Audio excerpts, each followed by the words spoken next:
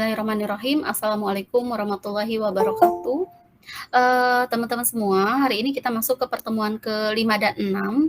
Di pertemuan 5 dan 6 ini kita akan melanjut materi yang sebelumnya, di mana materi yang sebelumnya kita sudah masuk ke analisa laporan keuangan, yaitu terkait dengan rasio keuangannya. Nah, sebelum masuk ke rasio keuangannya, kita juga akan mempelajari dulu, yaitu analisa yang lain ya. Karena dalam tahapan menganalisa laporan keuangan itu kan ada beberapa tahapannya, bahwa analisa laporan keuangan ini adalah sebuah teknik ya, sebuah teknik yang digunakan untuk melihat laporan keuangan secara keseluruhan, baik dari sisi kinerjanya ya, kinerja laporan keuangan tersebut gitu ya, ataupun untuk melihat laporan keuangan kondisi perusahaan ini sedang baik atau tidak ya. Nah, kita bisa lihat ketika kita melakukan analisa laporan keuangan. Tadi betul bahwa analisa ini adalah sebuah teknik. Makanya di dalam analisa itu terdapat beberapa jenis teknik-teknik yang digunakan untuk menganalisa laporan keuangan. Tekniknya itu apa saja sih? Ada yang masih ingat nggak? Saya, Bu. Boleh, silakan. Teknik analisa keuangan itu ada analisis perbandingan antara laporan keuangan, terus teknik analisis tren, analisis persentase per komponen, analisis sumber dan penggunaan dana, analisis sumber dan penggunaan kas, analisis rasio, analisis kredit, analisis laba kotor, analisis titik pulang atau analisis titik impas atau break even point, Bu. Oke, itulah jenis-jenis teknik dalam menganalisis laporan keuangan. Jadi pertemuan kelima ini Ibu akan bahas dulu terkait dengan teknis perbandingan ya, dan nanti ini kalian bisa praktikkan ke tugas kalian masing-masing ya. Kemarin Niko sudah men-share kan untuk tugas outputnya? Sudah ya? Sudah, Bu. Oke, teman-teman udah dapat perusahaannya ya. Oke, Sudah, jadi Bu. hari ini kita akan bahas dulu nih ke teknis yang pertama. Namun sebelum itu juga Ibu akan mereview dulu apa sih tujuan dari si analisis laporan keuangan ini. Tujuannya apa sih, atau tujuan atau manfaatnya? Aku, Bu, mau coba jawab. Boleh, siapa? Amanda ya? Tadi Iya, Bu. Adila Pratiwi. Adila ya? Panggilannya apa nih? Adila, Bu. Adila ya? Dila aja, Bu. Selanjutnya Amanda, Dila. Oke. Kalau Amanda panggilannya apa? Manda boleh atau Amanda juga nggak masalah sih, Bu. Ya, Manda, silahkan. Oke, tujuan dan manfaatnya analisis laporan keuangan pada sebuah perusahaan ya, bertujuan untuk mengetahui perubahan posisi keuangan perusahaan pada periode tersebut. Terus kalau untuk langkah-langkah perbaikannya itu yang harus dilakukan harus yang berkaitan dengan posisi keuangan dan kinerja perusahaan tersebut. Gitu, Bu. Oke. Oke, ada lagi yang mau berpendapat? Silahkan.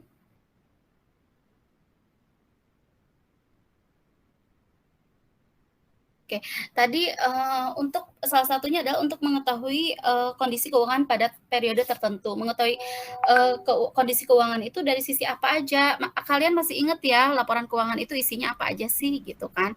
Di situ ada posisi laporan keuangan atau sering disebut dengan neraca ya, bukan neraka ya teman-teman. Oke, terus selanjutnya selain itu juga kita bisa melihat posisi laporan keuangan yang lainnya, seperti misalkan laporan laba rugi itu ya teman-teman semua. Terus apalagi sih laporan keuangan itu? Laporan laba rugi, terus ada apa lagi? Laporan perubahan modal, terus Ya. laporan arus kas, Bu. Oke, sama catatan atas laporan keuangan.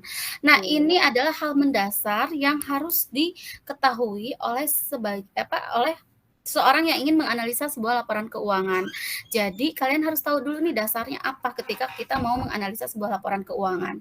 Ya, jadi kalian harus CS-an dulu nih sama laporan keuangan. Oh, posisi laporan keuangan ini memberi informasinya apa sih, terkait apa saja sih gitu ya, teman-teman. Oke, ini Ibu sambil nerima teman-teman yang lain. Oke, ada yang masih ingat posisi laporan keuangan itu biasanya memberikan informasi terkait apa?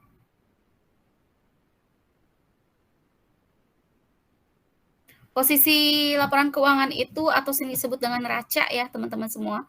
Karena kita sudah standar SAK-nya sudah mengadopsi IFRS, jadi kita mengikuti perubahan-perubahan nama saja sih gitu. Oke, ada yang masih ingat? Jadi di posisi laporan keuangan itu memberikan informasi terkait apa?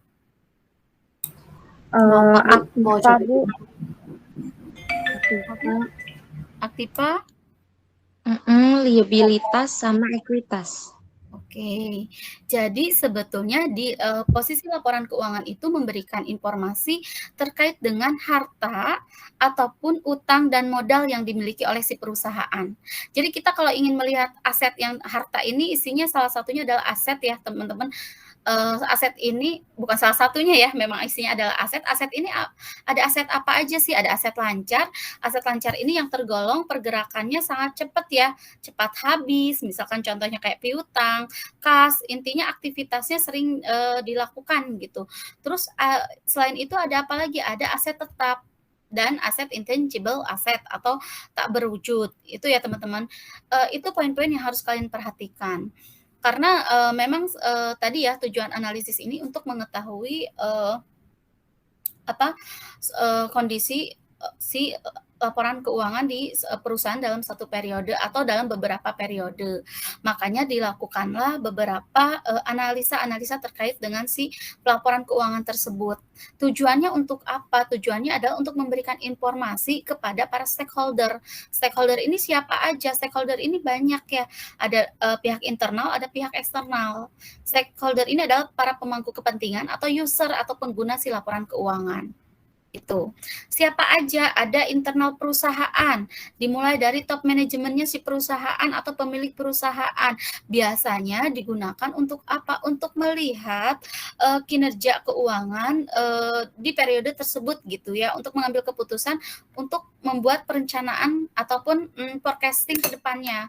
Kenapa? Karena laporan keuangan ini adalah sumber informasi terkait dengan kegiatan yang sifatnya ekonomi di dalam si perusahaan tersebut. Jadi yang memiliki value nilai ekonomi gitu di perusahaan tersebut.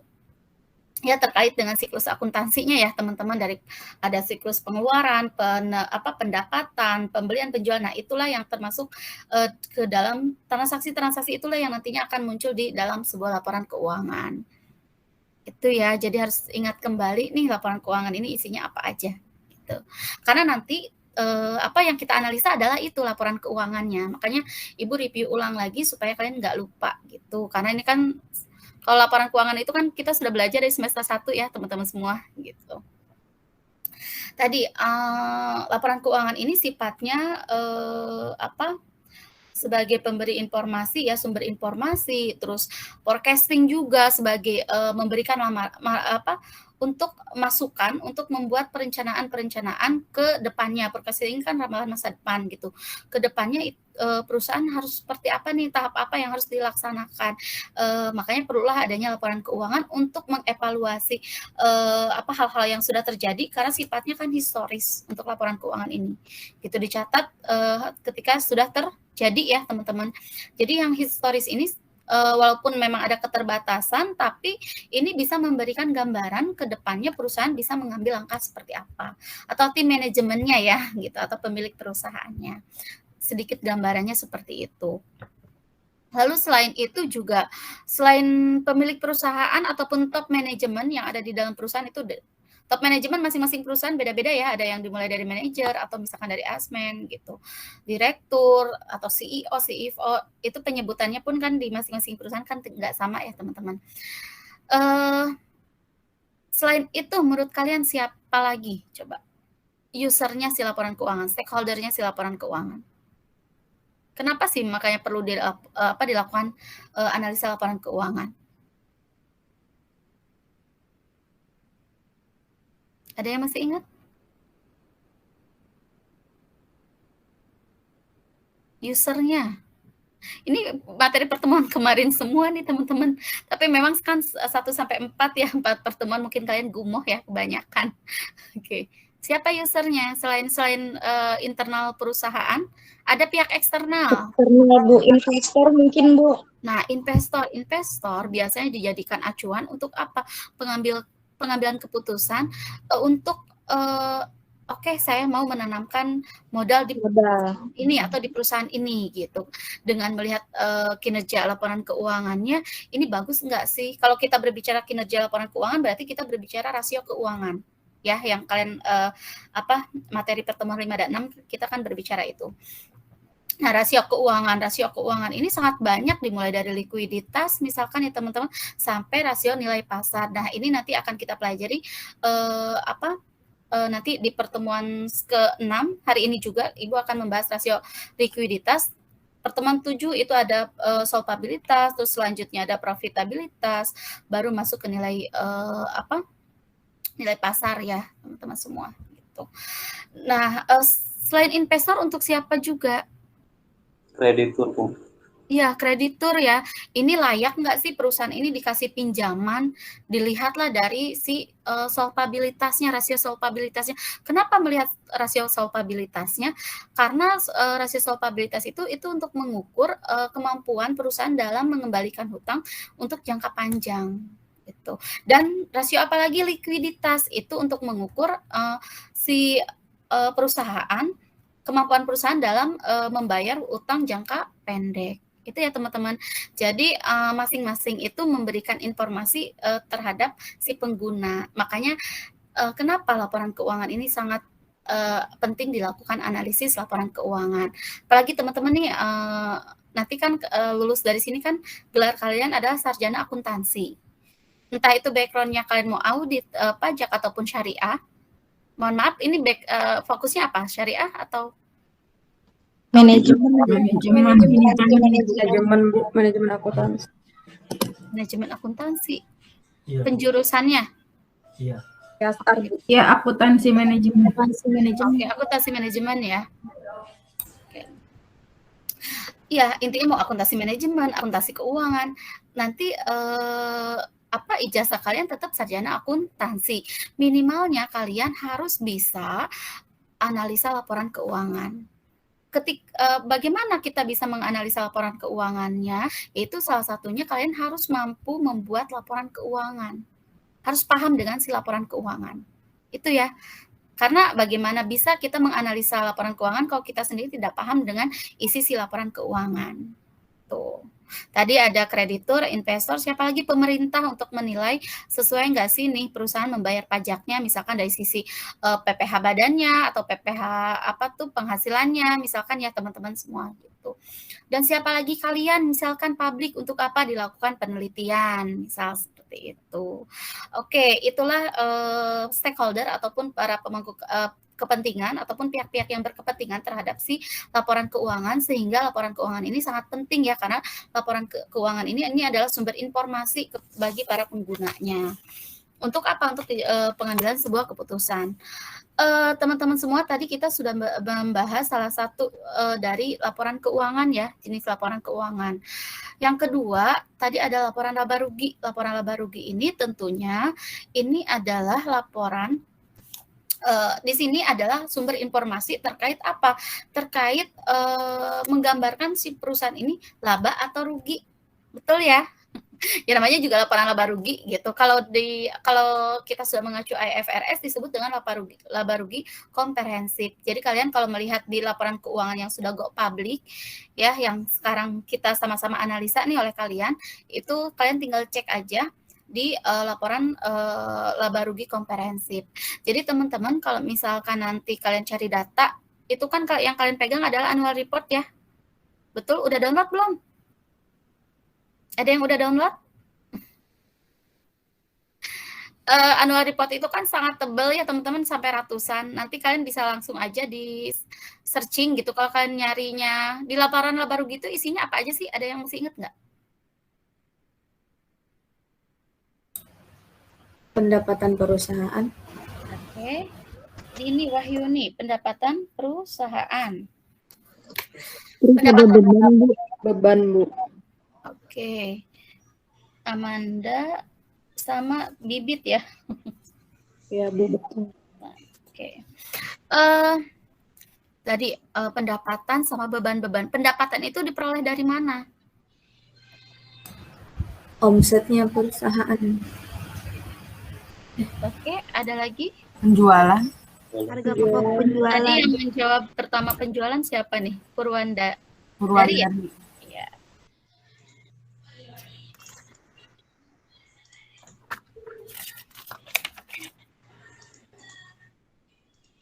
Purwandari. Oke. Betul ya. Jadi kalian kalau ingin melihat posisi si penjualannya si perusahaan, itu kalian bisa lihat di laporan laba ruginya si perusahaan. Terus selain itu tadi kan ada beban-beban ya. Ada yang bisa memberikan contoh beban apa saja sih?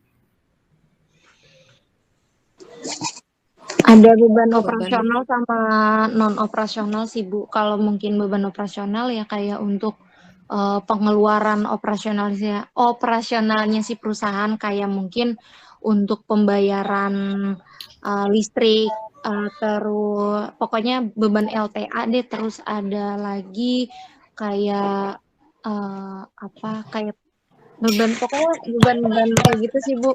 Kalau untuk non operasional itu kayak misalnya beban penyusutan peralatannya atau penyusutan kendaraannya, gitu nggak sih Bu? Iya, betul ya. Itu beban itu sangat banyak. Ada beban promosi, misalkan ya, advertising itu buat iklan gitu ya teman-teman. Tadi itu yang disampaikan oleh Amanda gitu. Nah, poin-poin ini juga harus kalian perhatikan gitu ya. Nanti kalian juga harus bisa membedakan. Tadi ya, Ibu juga lupa. Ntar sih kita review lagi di rasio likuiditas sih, kita akan membahas juga masing-masing per akun tersebut ya teman-teman semua. Gitu. Betul ya, jadi kalau kalian sudah paham dengan isi dari si laporan keuangan, oh laporan ini menjelaskan terkait apa saja, jadi nanti ketika kalian nyari datanya tinggal kalian searching, kalian nyari utang, oh berarti ada di posisi laporan keuangan, tinggal di CTRL F gitu ya, cari itu nanti kalian tinggal tulis aja keywordnya apa, posisi laporan keuangan, nanti akan muncul di si annual report-nya. Itu untuk mempermudah dan untuk mempercepat ya ketika kalian mau mengerjakan si analisa laporan keuangan. Oke, tadi selain itu juga selain laba rugi kita juga ada perubahan modal ataupun ekuitas ya. Terus selanjutnya ada arus kas. Kalau arus kas itu memperlihatkan kas masuk dan kas keluar dari beberapa aktivitas. Ada aktivitas operasional, ada aktivitas pendanaan, ada aktivitas investasi ya teman-teman. Terus selain itu juga ada catatan atas laporan keuangan. Catatan atas laporan keuangan ini adalah memberikan informasi terkait dengan si laporan keuangan. Sebetulnya enak ya dengan adanya catatan atas laporan keuangan itu bagi mungkin itu terbantu ya. Oke. Setelah ini Ibu mau masuk ke analisa perbandingan karena di modul kan tidak ada contohnya ya teman-teman. Bagi teman-teman yang mau beli bukunya, kalau Ibu melihat acuannya modul itu adalah acuan bukunya Kasmir ini ya teman-teman. Tapi ALK itu banyak sebetulnya, ini juga Ibu kalau di sini Ibu lebih senang melihat hasil analisanya ya rekan-rekan.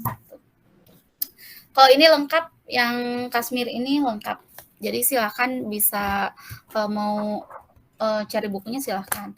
Yang punya bukunya nanti silakan bisa dibuka halaman bentar ya. Halaman 75. Jadi Ibu izin share screen dulu ya teman-teman semua. Takutnya ada yang belum punya bukunya. Ada yang udah beli buku? Tapi Ibu nggak mewajibkan ya. Karena sudah di modul juga ada, cuma memang yang nanti yang belum lengkapnya nanti Ibu akan share sih, kayak gambar-gambar ini, terus materi hari ini juga Ibu akan share juga. Gitu. Lupa belum Ibu share ya? Ke siapa? Niko,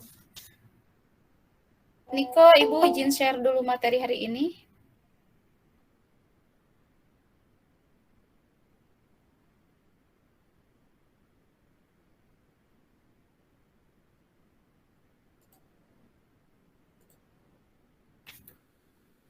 Ini masih ada keluar masuk ya. Ini kok Sinyal. ada ya sinyalnya mungkin ya. Ya begitulah kendalanya, salah satu kendala dari online learning. Jadi nanti juga Ibu akan share kok terkait dengan pembelajaran hari ini biar takutnya kalian lupa ya. Nanti Ibu share linknya. Kelihatan nggak? Kelihatan, Bu. Kelihatan ya. Oke. Nah, ini dari buku Kasmir, nanti di bawahnya kita ada latihan. Jawaban fullnya nanti Ibu akan share juga. Ini contoh kasusnya adalah ini ya, laporan analisa laporan keuangan PT Indofood Tbk periode 2016 sampai 2017. Ini sengaja Ibu kasih seperti ini yang realnya karena biar kalian ada gambaran untuk mengerjakan tugas. Teman-teman semua. Nah, di sini kita akan masuk ke analisa perbandingan. Analisa perbandingan ini ya namanya juga perbandingan ya teman-teman. Ini tentunya membandingkan laporan keuangan tentunya lebih dari satu periode. Di analisa perbandingan ini adalah ada dua ya nantinya, ada vertikal dan horizontal. Kalau vertikal itu hanya dilakukan satu periode laporan keuangan saja. Kalau horizontal itu lebih dari satu periode keuangan. Yang kita pakai tentunya horizontal ya teman-teman. Itu untuk bentuk lebih dari dua periode. Sorry. Ini laporan keuangannya. Jadi nanti pun kalian yang digunakan yang di share print screen itu adalah laporan keuangan yang digunakan di dalam menganalisa laporan keuangan ya. Jadi ada posisi laporan keuangan salah satunya dan laporan laba rugi. Ini contohnya laporan laba rugi dan penghasilan komprehensif. Terus yang atas adalah laporan posisi keuangan konsolidasi. Ini kalian bisa lihat ya ada perbandingannya. Jadi ketika kalian download, sebenarnya kalian download laporan keuangannya cukup 1 tahun aja, yaitu periode tahun 2020 ya teman-teman. Bagi teman-teman misalkan Bu 2020 belum publish, silahkan boleh mundur ke belakang, berarti 2019. Berarti kalian menganalisanya 2019 dan 2018. Itu. Ketika kalian download misalkan nanti tahun 2020 nanti akan muncul juga laporan yang sebelumnya yaitu 2019. Jadi cukup 1 aja yang kalian download ya laporan keuangannya. Oke, sampai sini kita lanjut ke analisa sini ya. Nah, di sini adalah analisa rasio perbandingan. Analisa rasio perbandingan ini, bentar ya. Ibu, maaf aku mau nanya dong. Boleh. Ini persis kayak yang tugas output itu nggak sih, Bu? Persis banget. Makanya Ibu bahas satu-satu dulu ya. Di modul memang nggak ada analisa rasio perbandingan ini, nggak ada. Cuman karena di output ada dan di buku juga memang ada ya. Jadi Ibu bahas. Khawatirnya misalkan kalian ada yang belum sempat nyari bukunya atau misalkan kalian bingung nih kalau di internet kan suka ada berbagai macam sumber ya. Jadi biar kalian nggak bingung, Ibu pakai sumbernya yang dari Kasmir. Nah ini juga Ibu belum sempat ketik ya karena memang Ibu fokusnya kemarin itu kita ambil contoh dulu nih dari realnya. Jadi Ibu kemarin itu fokus ngambil contohnya yang Indofood yang tahun 2016 dan 17 untuk dilakukan analisa. Itu ya teman-teman. Nah kita juga sekarang akan latihan, makanya siapin kalkulatornya. Nanti Ibu tanya nih satu-satu ya, biar nggak ngantuk dan biar kalian inget gitu ya cara mengerjakannya. Dan nanti juga Ibu akan minta di tugas terstruktur silahkan tampilkan misalkan analisa rasio perbandingan. Tujuannya untuk apa? Dan ini tugasnya pun berkaitan dengan tugas output kalian. Jadi dengan masing-masing perusahaan. Kenapa? Tujuannya adalah untuk Ibu ingin melihat kalian sudah sejauh mana mengerjakan tugas output.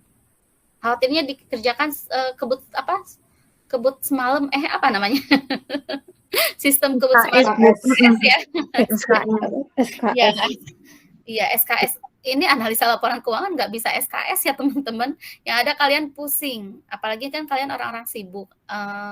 Mungkin kalian breaknya itu harinya hari Sabtu. Bahkan mungkin ini sambil kita belajar online mungkin ada yang sambil kerja juga mungkin ya teman-teman gitu. Jadi silakan dicicil, apalagi semester atas itu kan sudah berhadapan juga dengan tugas akhir. Jadi harus pinter-pinter bagi waktunya ya gitu. Nanti tugas ya tentu tugas itu mudah Ibu sih harapannya kalian bisa mampu menyelesaikan sampai terakhir ya gitu. Kalaupun intinya sih Bu, misalkan nanti Ibu saya nggak ngerjain gimana ya nggak apa-apa, cuma nanti berpengaruh terhadap nilai. Ingat ini nilainya 20% ya teman-teman. Tugas ini dari sini semua gitu. Terus yang ini adalah analisa perbandingan antara laporan keuangan merupakan analisis yang dilakukan dengan membandingkan laporan keuangan lebih dari satu periode, yaitu ini 2 tahun ya, 2006 dan 2007. Di sini naik atau naik turunnya rupiah. Nanti kalau turun itu dia sifatnya seperti ini ya teman-teman, minus dalam kurung ini artinya minus. Ini kelihatan nggak? Kelihatan nggak? Enggak, Bu. Jelas nggak? Masa sih? 90 ya, Bu? Kelihatan. Kelihatan ya? Yang nggak kelihatan, Ibu udah share sih ke Niko. Niko mana sih? Nggak ada suaranya. Niko, kita sambil kenalan sebetulnya hari ini itu ya teman-teman. Oh, Adilah yang ini, Dini yang ini. Pokoknya semakin kalian aktif, semakin mudah diingat sama ibunya ya. Oke. Di sini naik turunnya rupiah sama dengan tahun pembanding dikurangi tahun sebelumnya atau tahun dasar. Kalau di yang jadi nanti Ibu juga akan ngasih gambaran apa sih bedanya. Jadi hari ini kita akan membahas laporan rasio perbandingan gitu ya, atau analisis perbandingan. Terus selanjutnya ada analisis tren, dan yang terakhir common size. Terus yang terakhir lagi kita akan berbicara rasio likuiditas. Mudah-mudahan waktunya cukup. Di sini terus ini adalah nilai naik turun atau rupiah. Ini untuk menilai ini ya teman-teman, rupiah. Nah, data ini aktiva lancar dan sebagainya ini kita pindahkan aja. Jadi kalian copy paste atau ketik satu-satu dari si laporan keuangan ya yang ada di perusahaan masing-masing. Kan perusahaannya kan beda-beda ya gitu. Kalian bisa nanti silakan dipindahkan, boleh ke Excel, misalkan boleh, kalau pengen mudah sih ke Excel ya. Jadi cepat ngitungnya teman-teman. Tapi nanti pas di ibunya kalian tinggal pindahin ke Microsoft Word gitu. Terus ini yang kita cari adalah naik atau turun, karena sebetulnya perbandingan itu kita untuk melihat kondisi laporan keuangan dari kita melihat dari tahun ke tahunnya dia mengalami kenaikan apa penurunan. Intinya dari perbandingan, tren ataupun common size seperti itu ya teman-teman semua gitu. Nah, di sini rupiah ini rumusnya, terus persentasenya dari mana? Selisih dari si rupiah ini nih, misalkan hasilnya ini 100, ini nanti dibagi tahun dasar atau tahun sebelumnya yaitu 2006, terus dikalikan 100%. Ini enggak Ibu jadikan biar kalian enggak bingung, karena nanti takutnya bingung sama yang tren ya.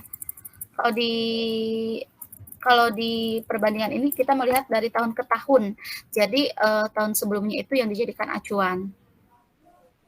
Terus rasio ini yang terakhir ini dari tahun pembanding dibagi tahun sebelumnya.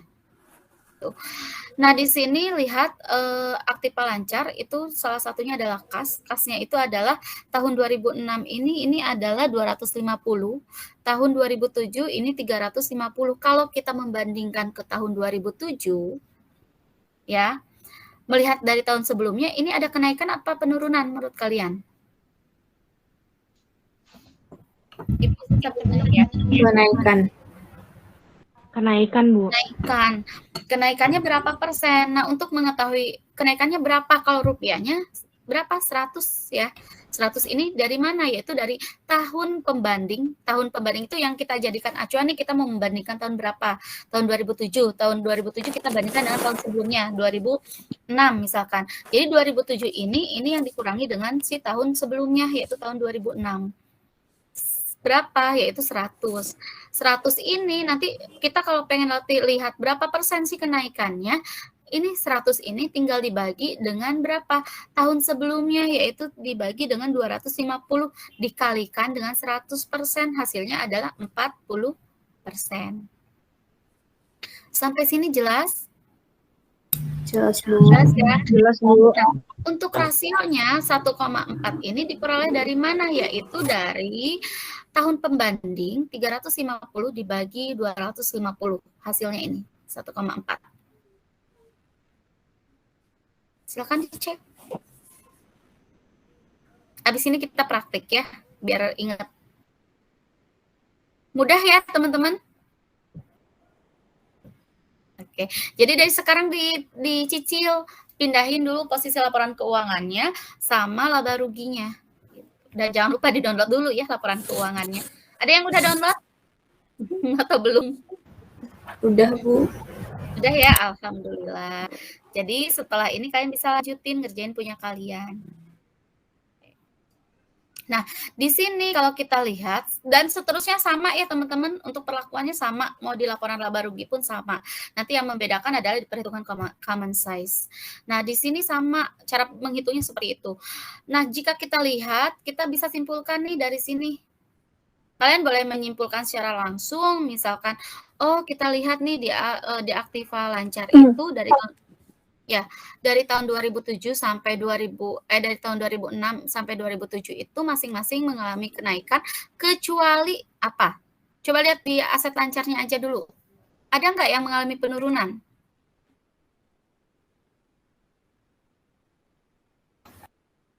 Menurut kalian ada nggak yang mengalami penurunan?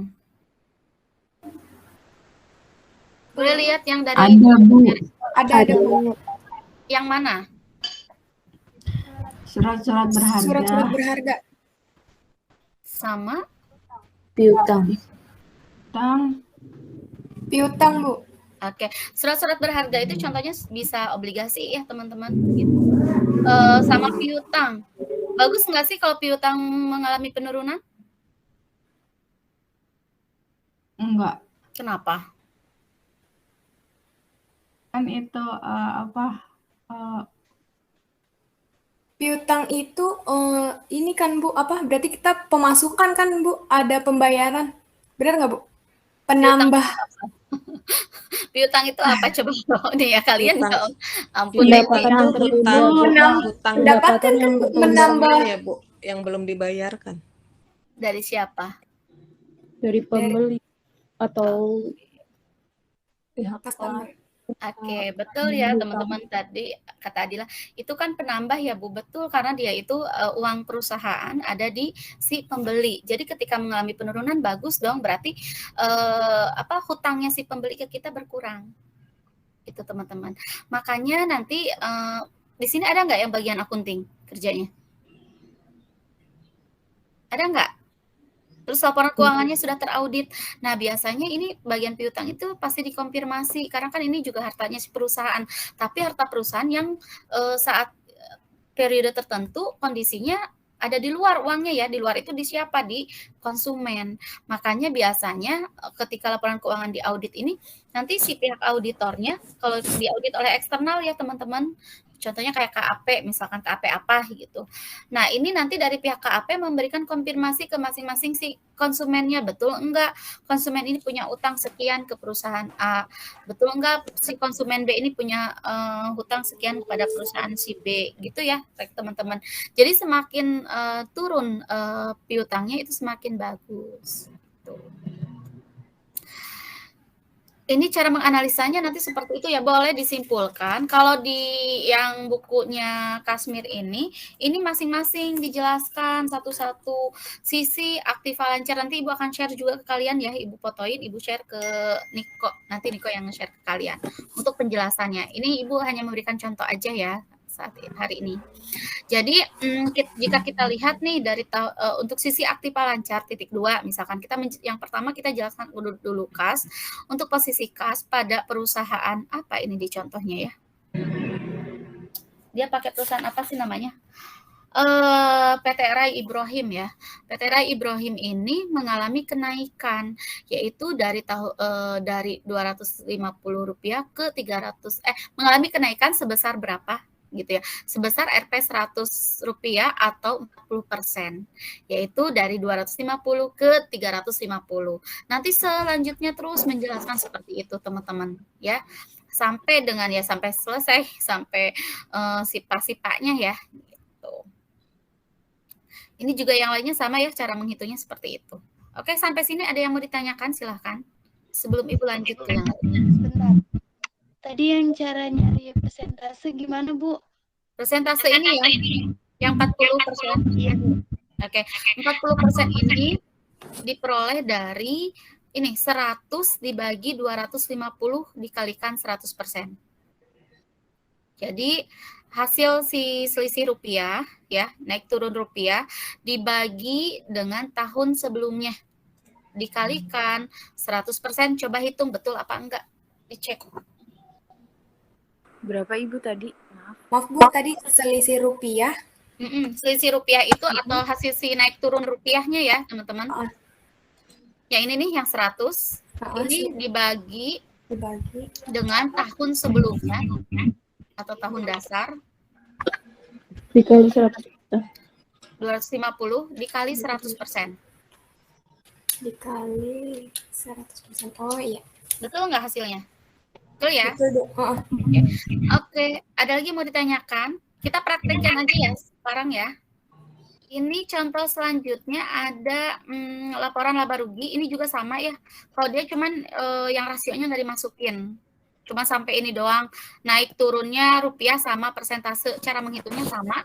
Ini juga 2007 dikurangi dengan 2008 hasilnya 1.400.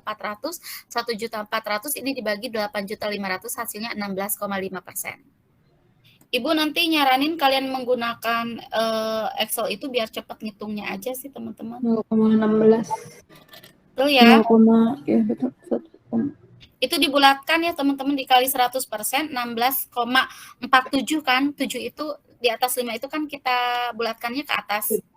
Jadi sama dengan 16,5. Nanti pembulatannya seperti itu aja ya teman-teman, jadi satu angka aja setelah koma. Siap, Bu. Cara menjelaskannya juga kalau kalian lihat di sini dari hasil ini apa nih teman-teman? Izin menjawab, Bu. Ya, silakan. Mungkin rasio persentase total penjualan di tahun 2007 mengalami kenaikan sebesar 16,5%. Benar nggak? Oke, betul ya. Nanti boleh kalian jelaskan juga terkait dengan si rupiahnya ya. Jadi 16,5% atau 1.400.000 misalkan, yaitu dari periode 2006 sebesar 8.500 ke periode 2007 sebesar 9.900. Ya, itu ya teman-teman. Iya, Bu. Nanti untuk cara menjelaskannya boleh sebetulnya intinya seperti itu, boleh menggunakan bahasa kalian, tapi intinya ya ketika tadi ya Bibit yang sampaikan itu juga betul karena mengalami kenaikan. Kalau misalkan nanti hasilnya seperti ini nih, lihat bunga bank, coba kalian lihat. Penurunan, Bu. Oke. Kalau melihat laporan kondisi laporan laba rugi PT Ibrahim ini, menurut kalian bagus nggak sih ini? Bagus, Bu. Kenapa bagus? Muhammad. Karena ada kenaikan, Bu, dari tahun sebelumnya. Dari sisi apa?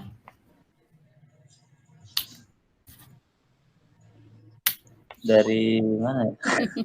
Dari semua sisi. Dari semua sisi. Buktinya itu ada penurunan di biaya. Dari EA-nya mungkin. Terakhir. itu apa sih? EAIT ini apa?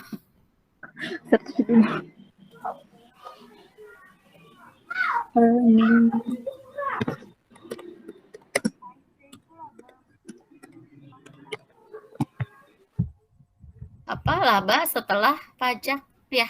Earning before interest and itu ya teman-teman. Kalau EBT itu before sebelum pajak. Jadi kalau kita lihat dari setelah pajaknya nih yang terakhir ada EKIT nih. Ini kan kita bisa melihat nih ada kenaikan dari 580 ke 720. Dan ini nggak minus ya teman-teman. Kalau nggak minus berarti artinya apa? Laba ya. Kalau di sini ada dalam kurung berarti itu artinya apa? Mengalami penurunan. Ya, mengalami kerugian. Jadi bukan berbicara penurunan lagi, tapi mengalami kerugian sebesar berapa. Di sini mengalami kenaikan berapa persen, yaitu 50%. Jadi secara keseluruhan untuk laporan laba ruginya sangat bagus, yaitu mengalami kenaikan sebesar 50%. Sebetulnya kalau kita berbicara asetnya pun sama ya, dari sisi asetnya kan dia meningkat gitu, kasnya naik dari tahun ke tahunnya. Terus utangnya juga dia menurun. Kalau tadi kita lihat berarti kan bagus untuk perusahaan tersebut. Itu tadi piutangnya juga kan turun, itu kan bagus gitu. Berarti kan asetnya masuk ke aset lancarnya si perusahaan ya, masuk. Berarti ketika piutangnya turun, kasnya bertambah. Jadi ini harus ingat juga nih persamaan akuntansinya ya teman-teman. Tuh. Kalau misalkan perusahaan mengalami kerugian, menurut kalian bangkrut nggak perusahaan tersebut? Tidak. Kenapa? Berarti kinerja manajemennya kurang bagus karena tidak bisa mempertahankan atau melebihkan atau menghasilkan laba lebih dari tahun sebelumnya. Oke, repeat ya. Tadi Ibu belum nyatet yang pertama menjawab itu Muhammad Rizky ya. Yang tadi menurut Muhammad Rizky ini naik Bu. Iya Rizky Bu tadi. Iya. Takut kelewat nanti. Tadi betul ya. Jadi ketika perusahaan kondisinya rugi itu belum tentu perusahaan itu bangkrut.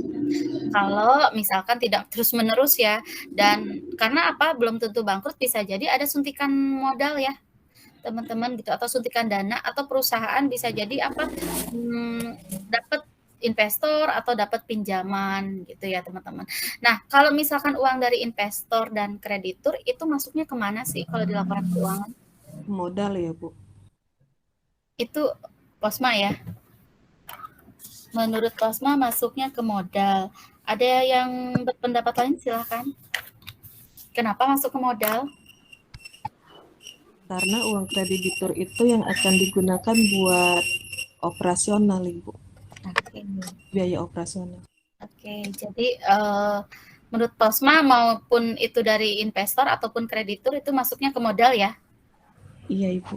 Oke, ada yang berpendapat lain silahkan. Laporan arus kas. Arus kas.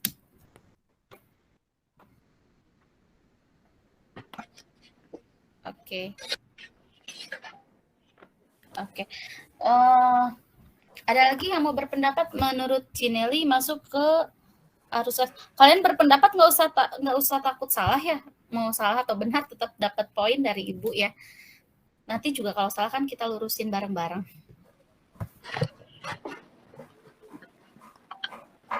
Oke, ada lagi yang berpendapat lain? Oke.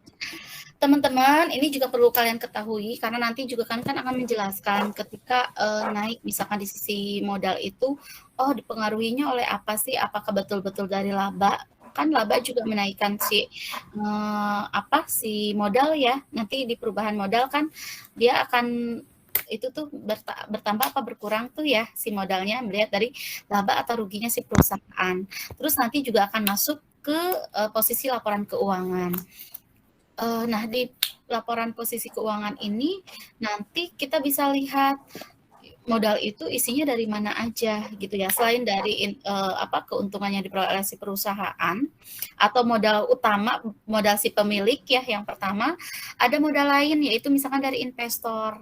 Dari investor itu berarti kan dari pihak lain nih teman-teman semua. Kenapa dari investor masuk ke dalam kategori modal? Karena memang perusahaan tersebut kan memperjualkan sahamnya ya, atau kenapa itu bagi yang sudah go public ya teman-teman.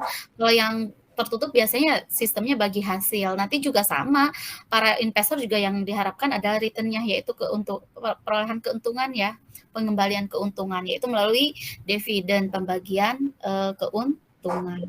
Intinya bagi hasil gitu. berapa persennya ya tergantung dari si saham yang disimpan atau yang dibeli oleh si para investor, atau dari berapa persen modal yang ditanam oleh si para investor. Nah, kenapa masuk ke dalam modal? Karena perusahaan tidak ada kewajiban untuk mengembalikan sejumlah uang yang sama.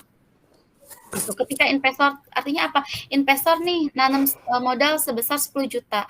Perusahaan tidak ada kewajiban untuk mengembalikan uang tersebut ke investor nominalnya sama gitu 10 juta gitu ya, atau lebih dari itu, nggak ada kewajiban. Tapi ketika perusahaan untung, otomatis perusahaan ada kewajiban untuk membagikan si hasilnya tersebut kepada si investor, maka itu masuk ke dalam si modal. Lain halnya dengan si kreditur. Kreditur itu siapa? Orang yang memberi pinjaman. Orang yang memberi pinjaman sebutannya aja pinjaman, berarti kalau di laporan posisi keuangan masuknya kemana? Posisi laporan keuangan ini masuknya kemana? Utang, betul. Kalau utangnya lebih dari 1 tahun berarti masuk ke utang jangka panjang. Kalau di bawah 1 tahun berarti masuk ke utang lancar ya teman-teman gitu. Nah itu kalian juga harus paham. Oh, ketika utangnya naik, oh berarti perusahaan dapat pinjaman nih dari mana? Bisa dari bank A, bank B, bank C. Misalkan kalau dari B ya, kalau dari bank ya. Kalau dari perusahaan lagi, misalkan dari PT A, B, C gitu ya, seperti itu. Kalian bisa menganalisa juga, masing-masing bank juga bisa saling pinjem ya. Kalian bisa cek tuh di laporan keuangannya. Gitu. Sampai sini jelas ya teman-teman? Oke, ini kenapa kok labanya naik, kita bisa lihat, oh ternyata penjualannya pun naik. Terus dibandingkan dengan bebannya, ternyata bebannya dari tahun ke tahun juga naik, tapi tidak terlalu signifikan, tidak melebihi dari si penjualan.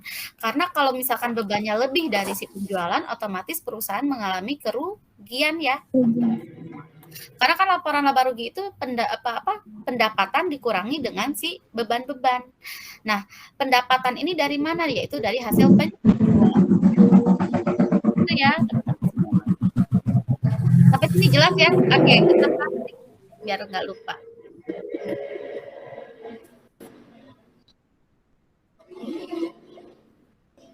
Silakan kalkulatornya disiapin. Berapa persen? 5,7% Dari? Ada yang hasilnya beda? dari naik turun. Saya Bu, Berapa ini? 2,5%. 2,5.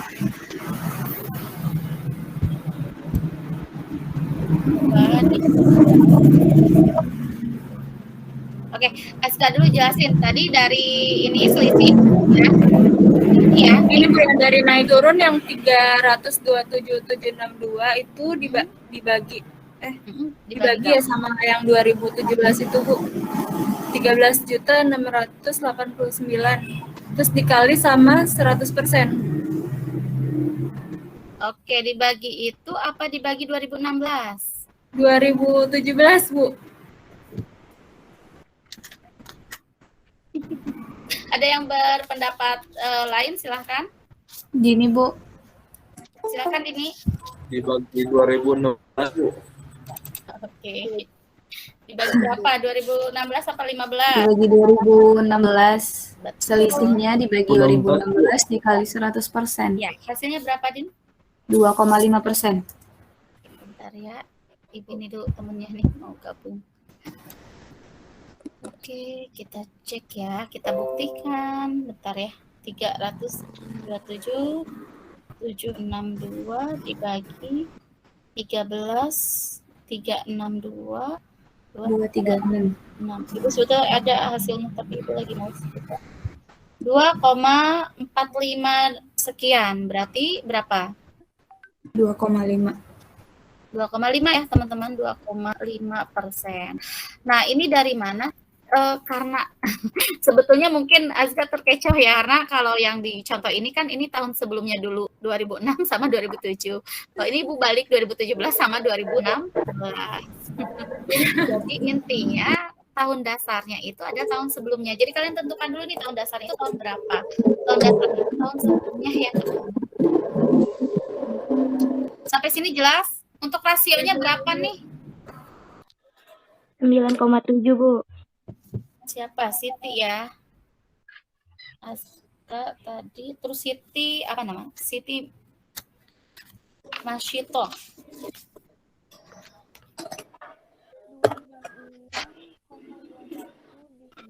Oke. Dari Mas Siti, hasilnya berapa? Hasilnya 9,7. Ada pendapat lain?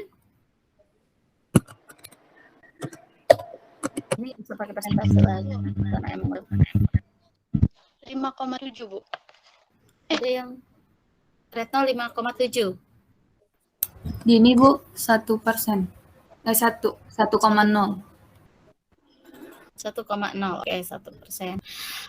Dari mana? Coba. Yang tadi dulu siapa pertama tuh? Tadi. Saya dari tahun 2016 yang 13.362.236 dibagi 13.689.998. Oke, ada lagi yang berpendapat lain?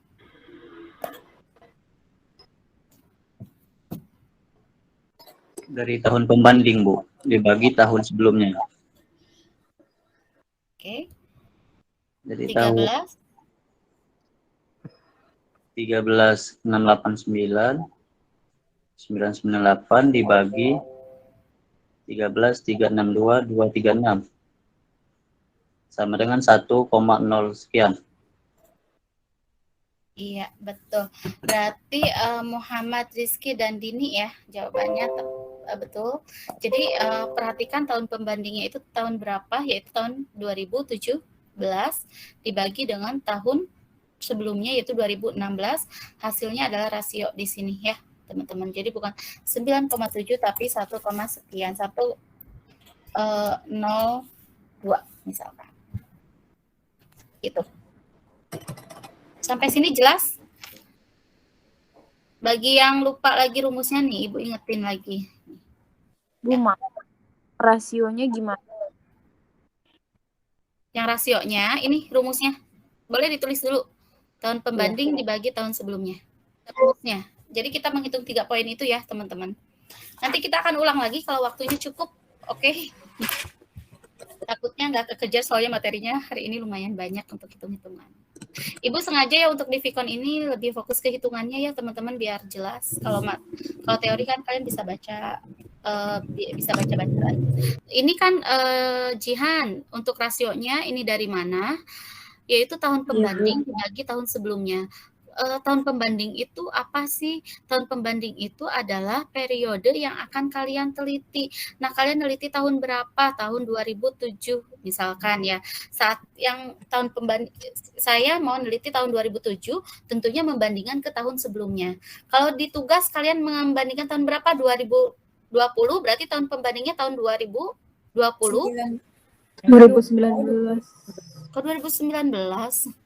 2020 sama dengan 2021. 2021. Oh, 2020 sampai 2000. Sebentar, Ibu cek dulu deh tugas itu. Kayaknya banyak yang rugi deh kalau dengan 2021. Perwakilan kelas. Tapi untuk tugas jelas ya, teman-teman nggak ada yang ditanyain. Atau masih bingung? Bukan 2021, teman-teman, di sini 2019 sampai 2020. Ya. 2021 kan baru sekarang, nggak mungkin laporan keuangannya sudah keluar. Iya juga. Nanti nggak selesai tugas kalian ya. Oke. Nungguin keluar. Jadi kalian selesai skripsi masa baru ngumpulin tugas. Oke, 2020 sama 2019. Tahun pembandingnya tahun berapa? 2019. 2019. Tahun 2020. Yang akan dibandingkannya, teman-teman. Iya, sama tahun 2019. Tahun pembanding ini boleh deh kalian ganti namanya. Takut kalian bingung tahun yang sedang dianalisa gitu. Kalau tahun 2020 berarti 2020 kita bandingkan ke tahun sebelumnya. Dibagi tahun sebelumnya berarti tahun sebelumnya adalah 2019. Itu hasil rasio. Ya, itu hasilnya sih rasio. Sampai sini jelas? Jelas. Jelas.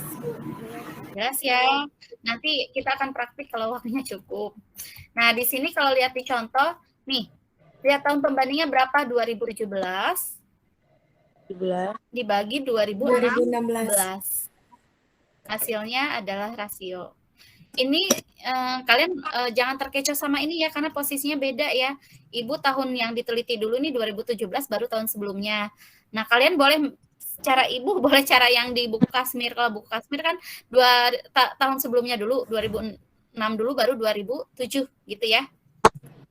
Tapi nggak apa-apa kan ya? Itu bebas ya, karena hasilnya sama aja. Oh, ya. Hasilnya sama aja, cuman kalian lebih mudah pakai yang mana silakan. Nanti ini ada kok jawabannya, nanti Ibu akan share juga ke kalian ya. Kalau sekarang kan buat latihan dulu, kalau dikasih langsung jawabannya kan nggak seru ya, nggak dilatih dulu nanti kalian lupa. Oke, Ibu lanjut dulu ya ke materi selanjutnya. Jadi